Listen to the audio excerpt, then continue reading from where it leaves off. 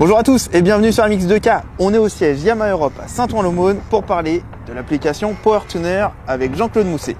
Allez, je vous emmène.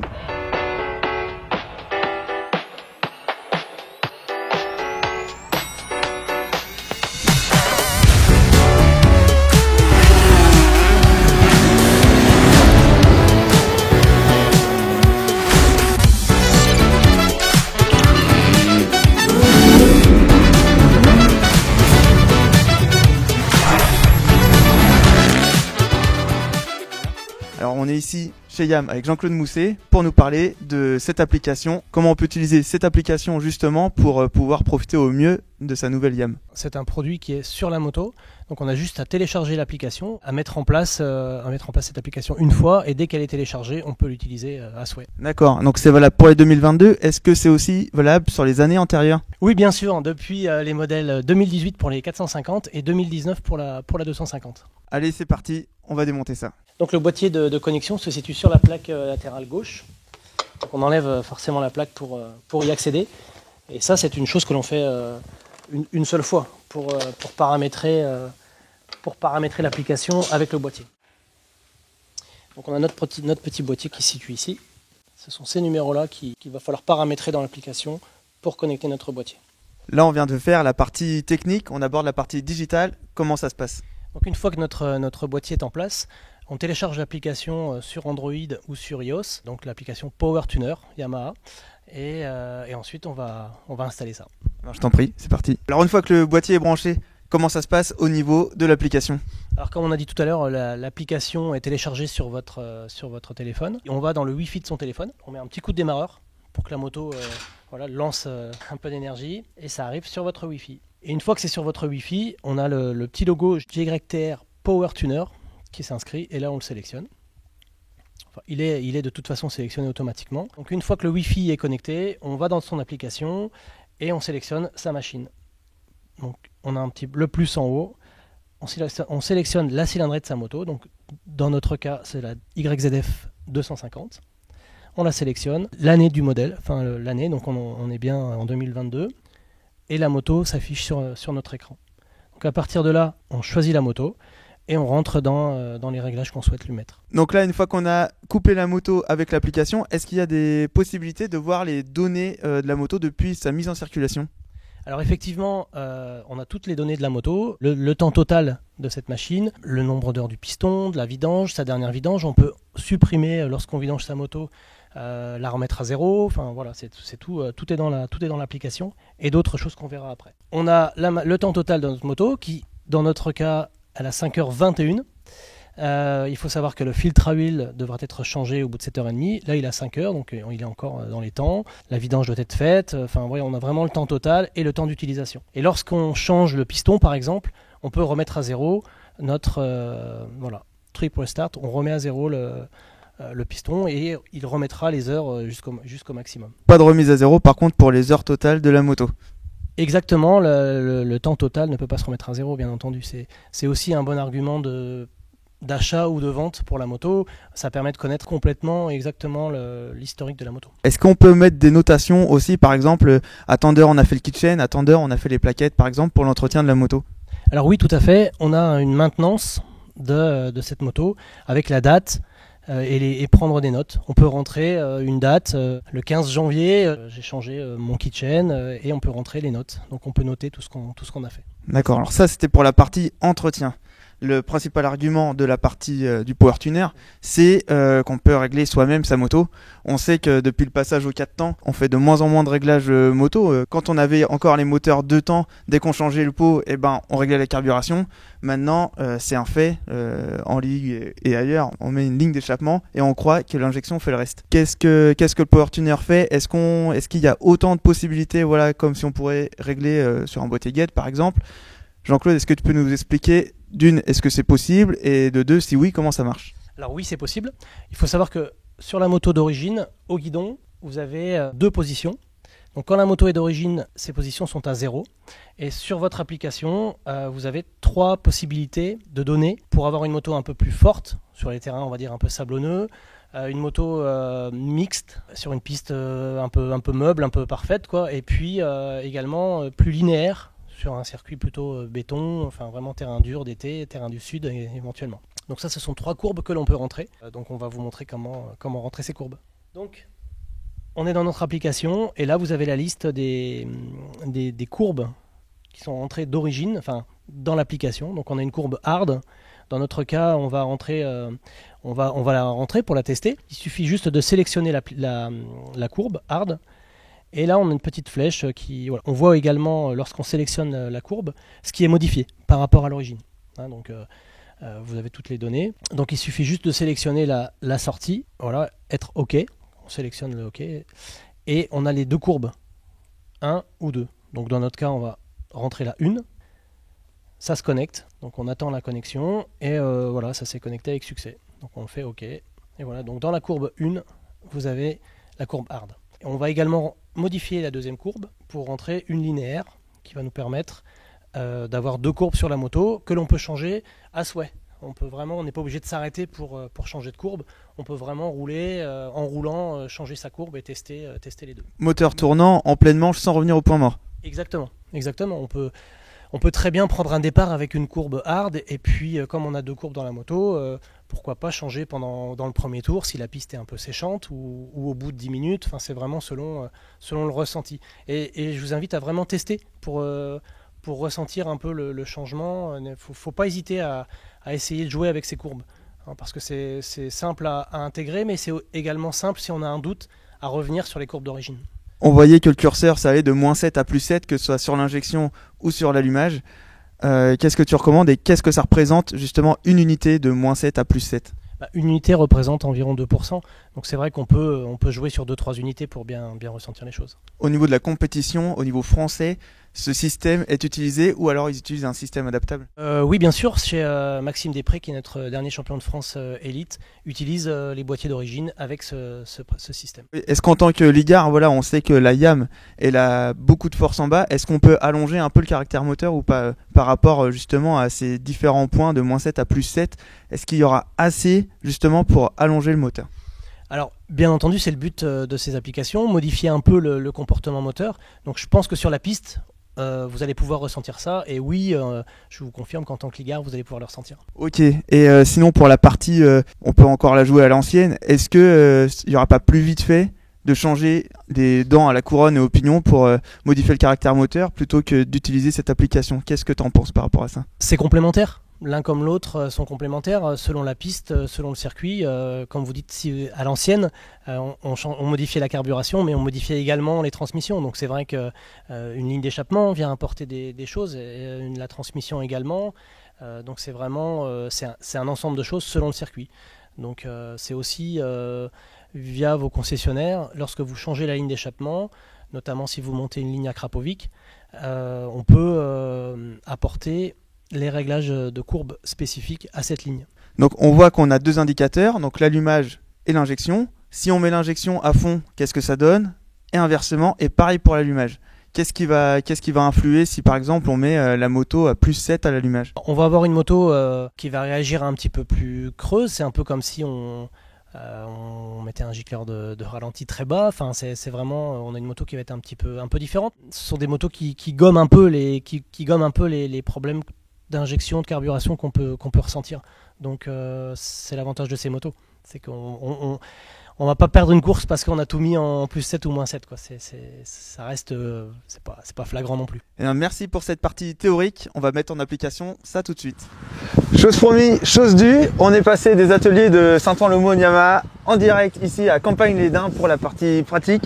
Jean-Claude, est-ce que tu peux montrer comment ça se transcrit à l'écran, la partie Power Tuner ? Ouais, pas de problème. On va pouvoir tester ça sur la piste et tu vas pouvoir nous donner ton avis. On va démarrer la moto déjà dans un premier temps. Donc là il fait froid aujourd'hui, on a la température extérieure et puis également la température de l'eau. D'accord. C'est toujours bien, c'est un bon indicateur dans aujourd'hui pour ne pas partir avec une moto trop froide, ce que souvent les pilotes ont tendance à faire, à partir avec une moto froide. On peut laisser le moteur prendre sa température. D'accord, on a aussi le jus dans la batterie en direct. Effectivement, le voltage de la batterie. Et puis bon, un petit gadget, les tours moteurs. Voilà, D'accord, et l'ouverture des gaz. L'ouverture des gaz, exactement. Ok. Donc là, écoute, je te propose de te préparer et puis on va aller sur la piste. D'accord, donc là on va faire la courbe 1, donc celle avec laquelle on a déjà fait les comparos, les essais. Et après le but voilà, c'est de passer à plusieurs courbes. Donc tu as prévu une courbe plus linéaire, une courbe hard. Et après on va voir si on peut jouer un peu avec tout ça et puis mettre tout à fond, tout en bas et regarder comment ça se passe par la suite. Exactement, tu as tout dit, on va tester ça. C'est parti.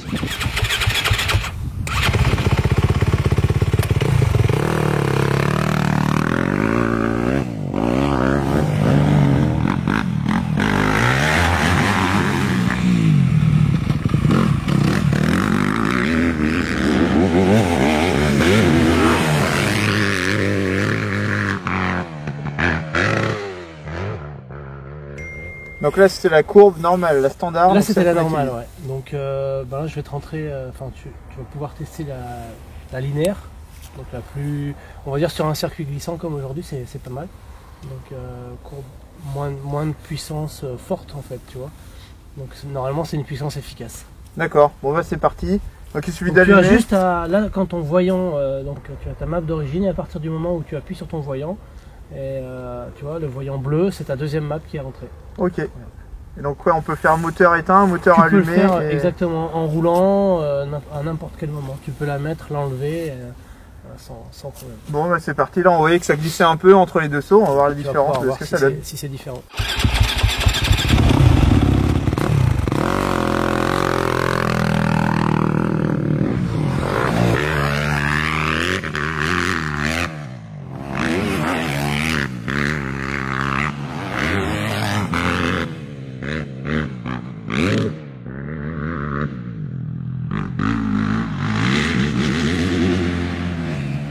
Mais avec cette table là, t'as vu, donc il a 3 au milieu du virage. Wow.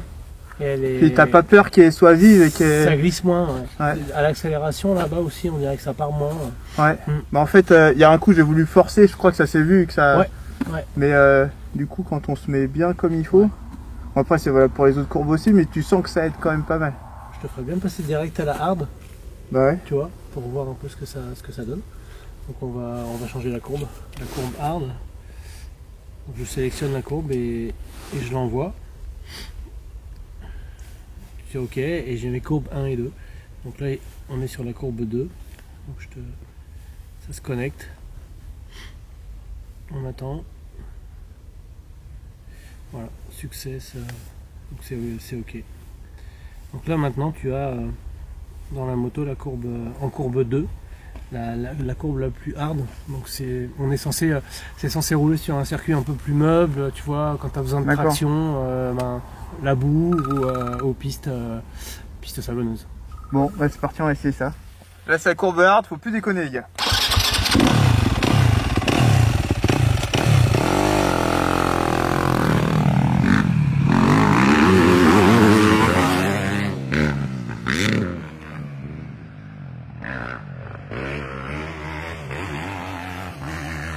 Ah c'est beaucoup plus vif. Ouais, là c'est vraiment... Mais je pensais qu'il allait en avoir beaucoup plus en bas, mais en fait en haut et ça tire beaucoup plus tard. D'accord. Je pense que, j'ai pas regardé ce que ça donnait, mais je pense que tu auras quand même pas mal de points en injection de plus. Ouais. Parce que tu sens qu'il y a du jus qui vient quoi. Ouais.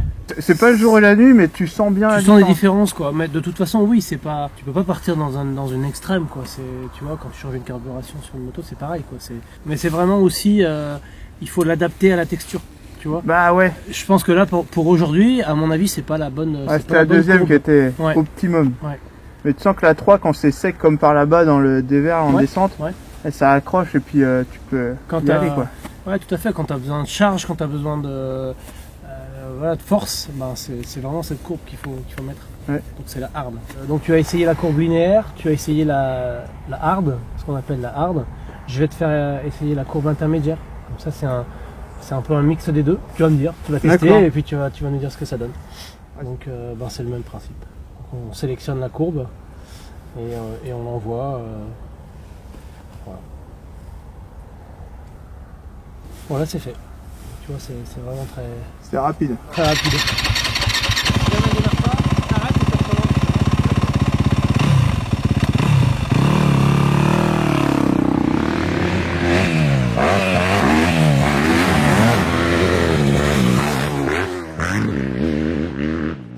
faire du coup de cette courbe là, la courbe origine, et en fait on sent que l'origine et ça tire beaucoup plus, elle a vraiment le caractère yam yam. Ouais, d'accord.